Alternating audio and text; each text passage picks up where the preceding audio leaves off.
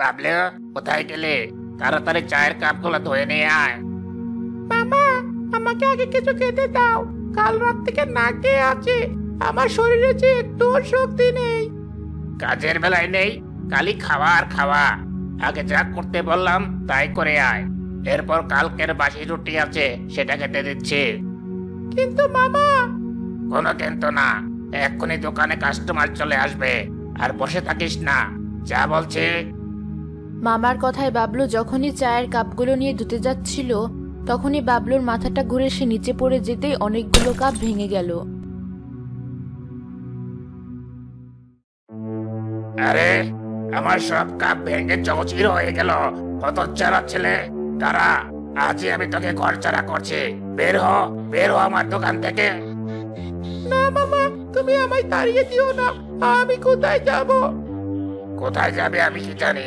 তুই এক্ষুনি বের হ আমার দোকান থেকে। কোথায় ভেবেছিলাম তোকে দোকানে আনলে অন্তত আমার হাতে হাতে কাজ করে দিবে, তা না। অলক্ষণে ছেলে, এখানে এসেও আমার সর্বনাশ করতে লাগলে। বিশ্বাস করো মামা, আমি ইচ্ছে করে কাপগুলো ভাঙিনি। খিদেতে মাথাটা কেমন ঘুরছিল, তাই হাত থেকে কাপগুলো পড়ে গেল। দেখ বাবলু, আমার হাত থেকে বাঁচতে চাইলে এক্ষুনি পালা, নইলে চুলার এই জ্বলন্ত চেলাকার তোর পিঠে মেরে লাল করে দেব। বাপ মা মারা ছেলে, ভেবেছিলাম আমার কাছ থেকে কাজ শিখে যাবে, তা না, উল্টো আমারই হাল চালিয়ে খাচ্ছিস। বের হয়ে যা। না মামা, আমায় তাড়িয়ে দিও না। আমি তোমার আর মামির সব কাজ করে দেব, তাও আমায় তাড়িয়ে দিও না মামা। বাজে ছেলে, তারা তোকে দেখাচ্ছি মজা।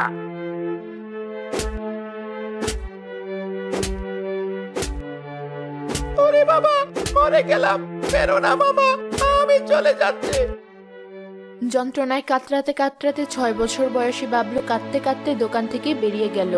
5 বছর বয়সে মা বাবা মারা যাওয়ার পর থেকে বাবলু তার মামা মামির কাছেই থাকতো, কিন্তু তার মামা মামি কেউই তাকে ভালোবাসতো না। উল্টো সারাক্ষণ অনেক কাজ করাতো, এমনকি অত্যাচারও করতো। এবার আমি কোথায় যাব? খিদেতে যে পেট চলে যাচ্ছে। কে দেবে আমায় খেতে? মা বাবা, তোমরা কেন আমায় ছেড়ে চলে গেলে? আমার যে এত কষ্ট সহ্য হচ্ছে না।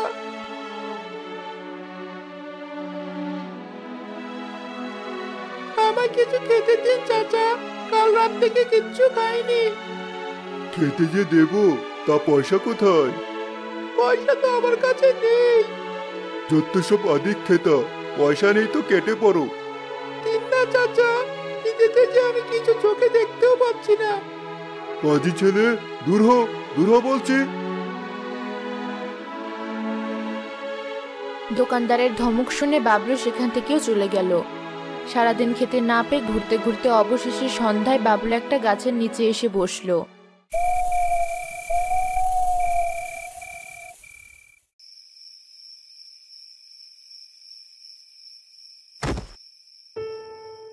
সারাটা দিন কেটে গেল, অথচ কেউ আমায় একটুও খেতে দিল না।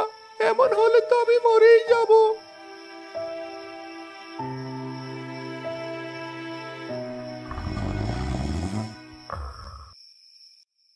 বাবা, এই ভর সন্ধ্যা এমন মারা কান্না কে কাঁদছে? এই মানুষগুলোর জ্বালায় একটু আরাম করে ঘুমাতেও পারবো না। দেখি তো কে কাঁদছে।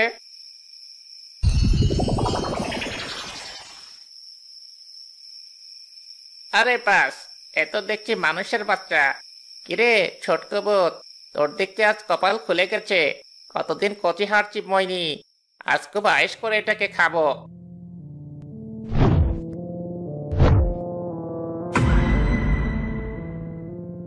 ওরে বাবা, ভূত! কিরে ছোকরা, আমায় থেকে ভয় পেয়েছিস বুঝি? ভয় পাস না, আয় আমার কাছে। বিশ্বাস কর, আমি তোকে ব্যথা দেব না। খুব আস্তে আস্তে তোর হার চিবাবো। না না, আমায় তুমি কেউ না, ছেড়ে দাও আমায়। না বাপু, তোমায় তো অত সহজে ছাড়ছি না। আয় আমার কাছে। মেরো না আমাকে, বাঁচাও, বাঁচাও। ভর সন্ধ্যায় এমন মানুষের বাচ্চার কান্নার আওয়াজ মনে হচ্ছে ছোটকো ভূতের গাছের কাছ থেকেই আসছে। বুঝেছি, ও নির্ঘাত আবার কাউকে পাকড়াও করেছে। একে নিয়ে আর পারি না, যাই গিয়ে দেখি।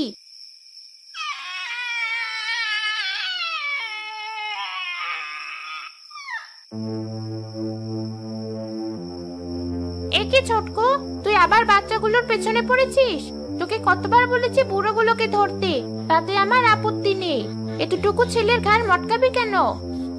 দেখো শাকচুনি বোন, আমাকে বাধা দিতে এসো না। তাছাড়া ওকে তো আর আমি ধরতে চাইনি, ওই আমার কাছে নিতে এসেছে। যতই হোক ভূত তো, মানুষের গন্ধ পেলে জীব তো লক লক করবেই। তাই বলে এতটুকু ছেলেকে তুই খাবি? ছোট কি বড়, মানুষ তো, ওকে আমি খাবই। ও আমার শিকার, তুমি চলে যাও। এখনো বলছি ওকে ছেড়ে দে, নইলে কিন্তু আমি তোকে আমার আসল রূপ দেখাবো। সে তুমি যাই বলো, ওকে তো আমি খাবই।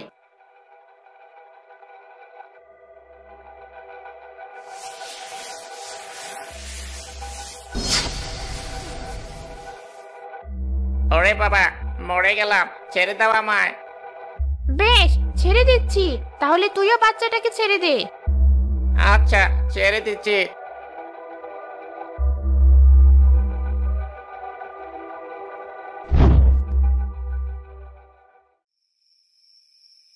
কে তুই ছেলে? এত রাতে এখানে কি করছিস? ওরে বাবা, ছেড়ে দাও আমায়, আমায় কেউ না।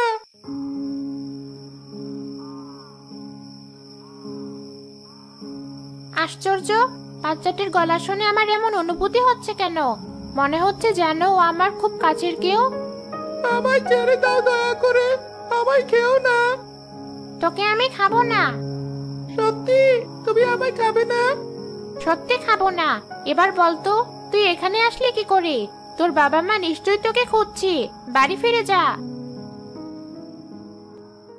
আমার বাবা মার কখনো আমায় খুঁজবে না। তা কেন?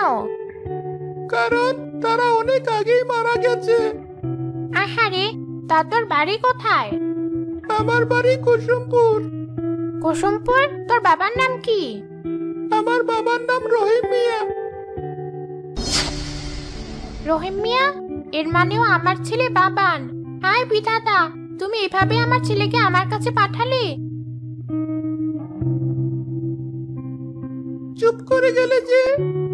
কিছু না, তোর বাবা মা মারা যাওয়ার পর তুই কার কাছে থাকতি? আমি তো মামা মামির কাছে থাকতাম, কিন্তু তারাও আজ আমায় তাড়িয়ে দিয়েছে।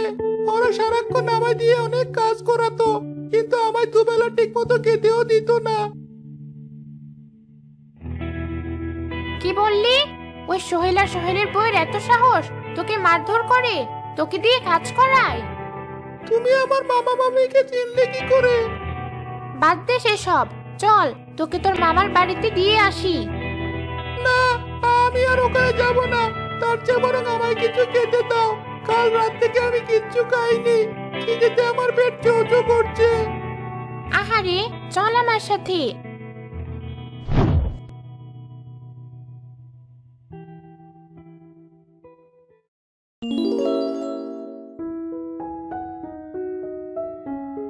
এত খাবার! শুনেছিলাম শাকচুন্নিরা নাকি অনেক খারাপ হয়, কিন্তু তুমি তো দেখছি অনেক ভালো। তাই নাকি? আমার বুকে আয়। আরে, তোমার গায়ে কেমন মামা গন্ধ।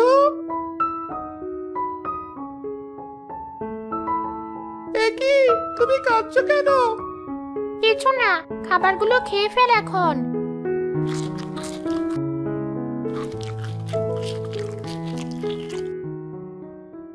এবার চল, তোকে তোর মামার বাড়িতে দিয়ে আসি।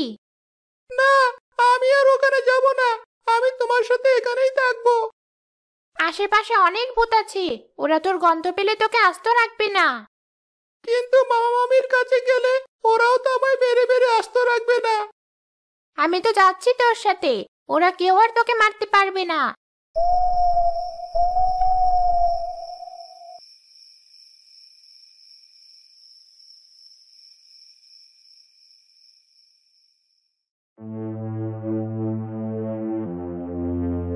বুঝলে বউ, অনেক কায়দা করে আপদটাকে বিদায় করেছে। এমন মার বেড়েছে, আর ভুলেও এ মুখে হবে না। তুমি খুব ভালো করেছো। আসলে লোকেদের কারণে কিছু বলতে পারতাম না, কিন্তু ওকে ঘাড়ে বসে খাওয়াতে আমারও খুব জ্বালা হতো। এবার ডাক ওদের, আমিও দেখি কি করে ওরা তোর গায়ে হাত তোলে। বেশ, আমি ডাকছি।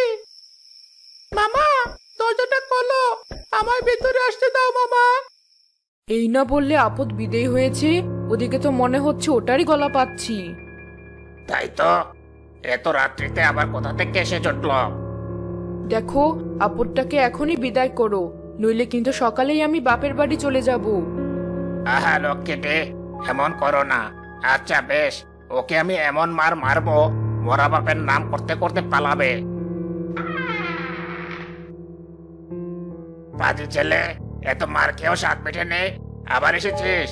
দাঁড়া, তোকে দেখাচ্ছি মজা।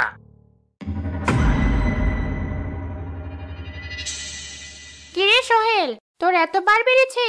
তুই এতটুকু বাচ্চার গায়ে হাত তুলছিস? ওরে বাবা, শাকচন্নে! এ কি দেখছি? ঠিকই দেখছিস। এবার থেকে তোরা ওর ওপর অত্যাচার করলেই আমি এখানে আসবো, আর এসে তোদের ঘাড়টা কটাত করে মটকে দেব। ওরে বাবা, না, আমি আর ওর গায়ে হাত তুলবো না। ঠিক, আয় বাবলু, মামির কাছে আয়, তুই তো আমার আদরের ছেলে। আমাকে দেখে ভুল পাল্টে ফেললি? বেশ, কিন্তু মনে রাখিস, এ ভুল যেন আর না পাল্টায়। না না, বললাম তো, আর কখনো আমি ওর গায়ে হাত তুলবো না। দয়া করে আমাদের ছেড়ে দাও। এই শাকচুন্নি, তুমি আমার মামা মামিকে ছেড়ে দাও। সত্য হলে ওরা তো আমারই আপনজন। দেখলি তো, যাকে তোরা এত অত্যাচার করিস, সেই ছেলেটাই আজ তোদের জীবন ভিক্ষা চাইছি। শাকচুন্নির কথায় সোহেল ও তার বউ নিজের ভুল বুঝতে পারে। আমাদের ভুল হয়ে গেছে বাবা, আমাদেরকে তুই মাফ করে দে।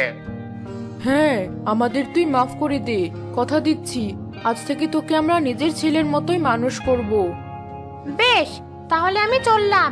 তবে আমি মাঝে মাঝে এখানে আসব, আর যদি কখনো দেখি বাবানের কোনো ক্ষতি তোরা করেছিস, তাহলে কিন্তু রক্ষে নেই।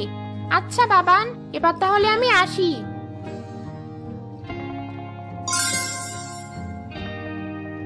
আশ্চর্য, শাকচুন্নিটা সারাক্ষণ আমার বাবার মনে কেন ডাকলো? আমার নাম তো বাবলু। তাই তো, এই নাম তো বড় আপা বাবলুকে ডাকতো। তার মানে কি ওই শাকচুন্নি আমার বড় আপা? কি হলো মামা, চুপ করে আসো যে? আর তোমার চোখে পানি কেন? না বাবা, কিছু না। এবার ঘরে আয় দেখে